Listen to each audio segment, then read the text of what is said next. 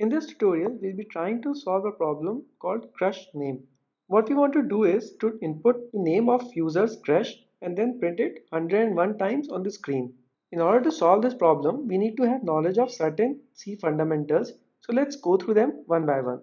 The very first thing which we need to know is string. String is nothing but a collection of characters. So let's say you have something like a name. Then in that case, you can store it in a string. In order to declare a string in C, first we need to tell its maximum size. So let's declare a constant for that. Next, we can initialize it as follows. Keep in mind that strings in C are null terminated. So C will automatically add a null character at the end of strings. Therefore, if you have 9 characters to store, the maximum size which you would need is 10. We can then print this string with a simple printf statement as follows. On running this much of code, the string which we just declared is printed. Now let's see how can we input a string from a user. We can do it using fgets function. Fgets takes 3 arguments. First argument is the string where we want to store the input. Second argument is the maximum size of the string, and third is the standard input stream, which is stdin. Stdin denotes that the input is coming from the standard input device, which in this case is the keyboard. Now let's add a printf statement and check the output.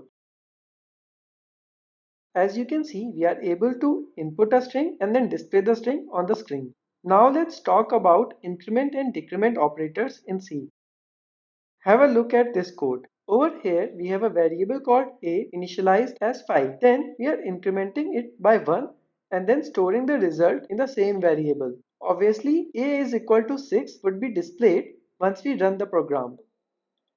In C, there is one more way of accomplishing the same result using the increment operator. We can write a++ and it would effectively result in increasing the value of a by 1 and then storing the result in the same variable. So once we run the program, we get a is equal to 6 and then a is equal to 7. Similarly, we also have decrement operator, which is minus minus. As you can see, after decrementing the value of a, it becomes 6 once again. Both increment and decrement operators come in two different flavors, that is pre-increment and post-increment.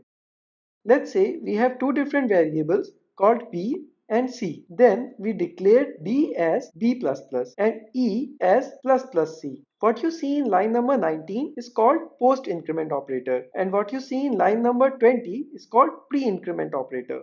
In case of post-increment operator, first the old value of variable is used in the expression and then the value of the variable is incremented. Whereas in case of pre-increment operator, first the value of variable is incremented and then it is used in expression. So now let me just add a printf in this code. In line number 19, since we have post increment operator, old value of p would be used to initialize d. Therefore, d would be 5. Whereas, due to the use of pre-increment operator, value of e would be 6. Both b and c will become 6 after the increment operators have executed. Let's run this code. As you can see, both D and C are 6. D is 5 because we have used post increment operator and E is 6 because we have used pre increment operator. Similarly, we have pre and post decrement operators as well. Now let's talk about for loop. Often while writing code, we have a situation when we have certain statements which need to be executed more than once. For this, we have loops in programming language. What you see in front of you is a simple for loop. The way it works is that first the initialization expression is executed and then the condition is checked, which is written in the middle. After that, if condition is true, then control goes inside the loop. After executing the entire body of this loop, the update expression is executed. Then once again, condition is checked. If the condition is still true, the body of the loop is executed once again. And then this process is repeated once again as long as the condition is true. Once the condition becomes false, the control comes out of the loop. In the above code, we have initialized I as 0. So when the condition I less than 3 is checked, it is true. Therefore, this body of loop is executed and I is equal to 0 will be displayed on the screen. After that, I will be incremented using the update expression over here and I will become 1. Again, since 1 is less than 3, condition is true. Therefore, the body is executed once again and I is equal to 1 will be displayed on the screen.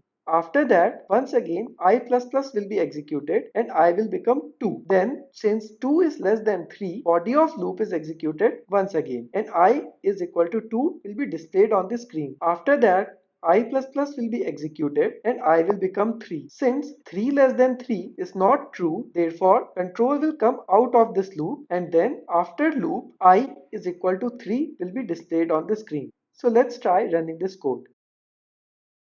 As you can see, inside loop, first I is equal to 0, then it becomes 1, then it becomes 2. After that, it is 3 outside the loop. Now let's come to the problem where we wanted to print the crush name 101 times. Since the name of crush could be quite long, let's change the max limit to 50. Next, we need to input the name of crush. After this, we can create a simple for loop to display it 101 times. Here we have initialized I as 0 and then we are running the loop till I is less than 101. So the name would be printed total 101 times. I am entering the name of crush as null. As you can see, total 101 times the name has been printed. In this chapter, we have talked about string, increment and decrement operator and for loop. In our next chapter, we'll be talking about another type of loop which is while loop. So see you guys in the next video.